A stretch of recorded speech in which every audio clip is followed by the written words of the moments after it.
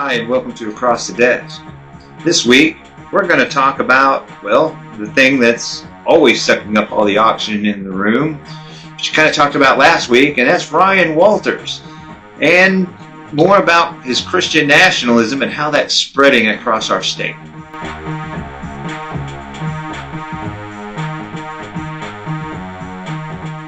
So Ryan Walters, he's the Secretary of Education for Oklahoma, and he has been just in the media quite a bit lately. Here we go again.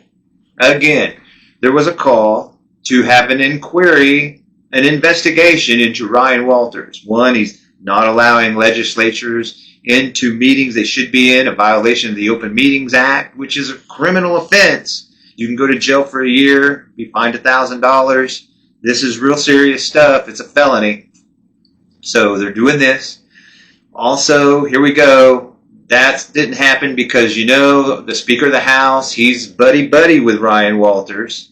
He's looking at his political future. Of course, he's term limited. He can't run again. His tenure as the Speaker of the House will quit in November when the new interim guy will come in. And, the new interim guy is saying, hey, you know what? We should really look at the spending or the non-spending and mismanagement of funds that's going on in the Oklahoma Department of Education. So that's what this is about. So Charles McCall, I like to call him Chuck, he said, I'm not going to call for an impeachment investigation until I got 51 Republicans signing this deal. 51. Now, 51 Republicans, got to understand, there's 101 House seats in Oklahoma. The Oklahoma legislature has 101 state House seats. 20 Democrats. Now, they're all for it. Been calling for an impeachment or at least an investigation 5 times now. They're all on board. And so Chuck McCall says, I need 51 Republicans. So that's 71 legislatures out of 101 that would need to sign on to this letter from McBride, who's a Republican, calling for this investigation.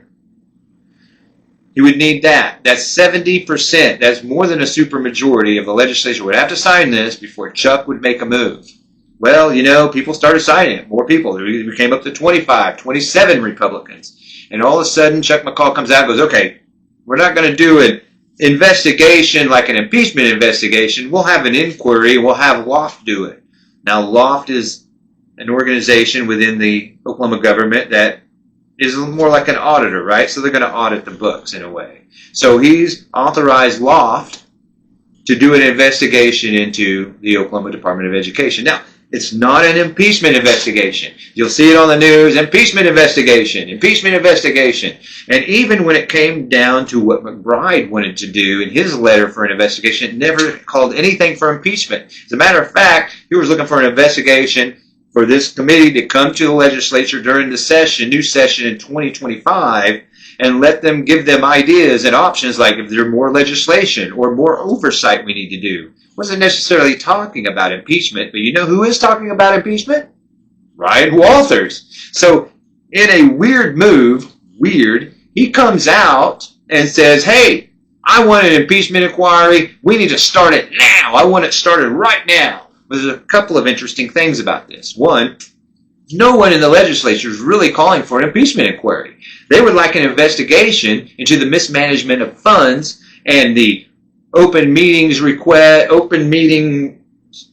violations, the not being able to get out, request for information and everything else in a timely manner. What happened to the funds for these emergency inhalers that the legislature passed? Governor signed into law, said, okay, here you go. Now the Oklahoma Department of Education is mandated to spend money, give money to this third party to put in emergency inhalers in all our schools for kids with asthma. So, and it's actually, the law is named after a kid that died of an asthma attack at school. Well, you know what Ryan Walters did? Nothing. As a matter of fact, he comes back and goes, well, it wasn't clear on how to implement this, which is bogus. It's bogus. He just didn't do it. Much like a lot of the other things he hasn't spent money on or anything else that he wants to do. See, this is about hobbling public ed, however we can do it. We didn't have maternity leave. Here you go again. Something else that's been passed through the legislature, signed into law, made the funds available for teachers, women, to be paid while they're on maternity leave. Guess what happened? It's not funded. So these school districts are allowing their female employees to go on maternity leave, and they have to pay it out of their own funds because, you see, the state hasn't reimbursed them. Well, this harms that local district, keeps them from funding other things they need so that they can be successful. And that's the point, to make public education unsuccessful. You see, that's the whole point here. So Ryan Walters can come back and go, hey, look, public education doesn't work. You kind of hobbled them by not giving them the funding or the direction they needed or anything else. And that's really what this is all about. That's really why he's doing what he's doing. That's why the LOFT funds didn't get out, or not the LOFT funds, but that's why the funding for the inhalers didn't happen. That's why the maternity leave stuff didn't happen, because this is all about making it harder for public ed to operate. Down to even, here we go, you've heard probably that he went after the superintendent of Bixby Public Schools, who was a Marine. The guy's a declarated Marine, an upstanding citizen. Everybody in Bixby loves this guy. And he's like, I don't have any Title I funding. I have no instructions or anything else. And Ryan Walters comes out and calls him a liar. Calls him a clown even, and a liar. And so this guy now, he said a bunch of stuff about him. So now the superintendent of Bixby Public Schools is suing Ryan Walters for defamation. Yes, there is a defamation lawsuit against Ryan Walters. Again, here we go. It's like a third defamation lawsuit because, see, Ryan Walters just can't keep lying about people. And in a way that really causes them great harm and financial harm and professional harm. That's what Ryan Walters does. He just has this inability to think ahead more than, a couple of moves at a time. If he can think ahead more than one move at a time. He doesn't seem to be able to have the capacity to do that very well. So that's what we have. We have no accountability going on with the Oklahoma Department of Education.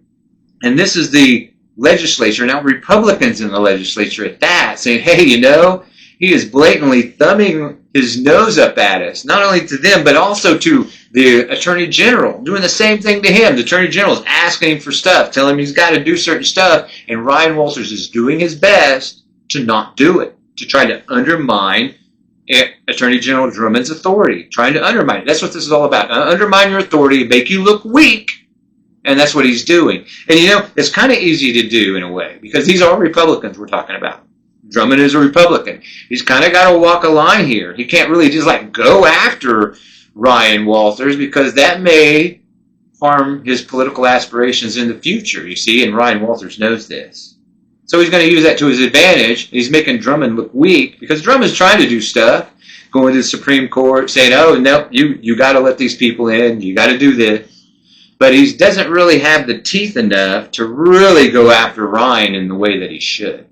He's kind of hitting him, going around and flanking him on things and wearing him down in kind of an attrition kind of way. He's not really just tackling him head on. No one is really, especially the leadership in the legislature.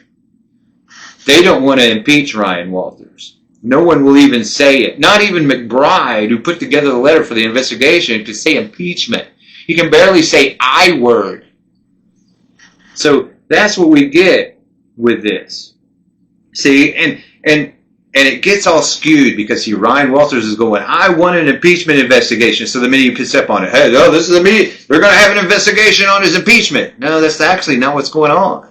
See, Ryan Walters has muddied the water so much that we think there's going to be an impeachment investigation. That's not what it is. It's an investigation into the funds and whether the legislature needs more laws or oversight. That's what they're going to do. I give it really low chance that he will ever be impeached. It's not going to happen. The leadership in the House will never put it on the agenda. It will never get there. I don't care how many people.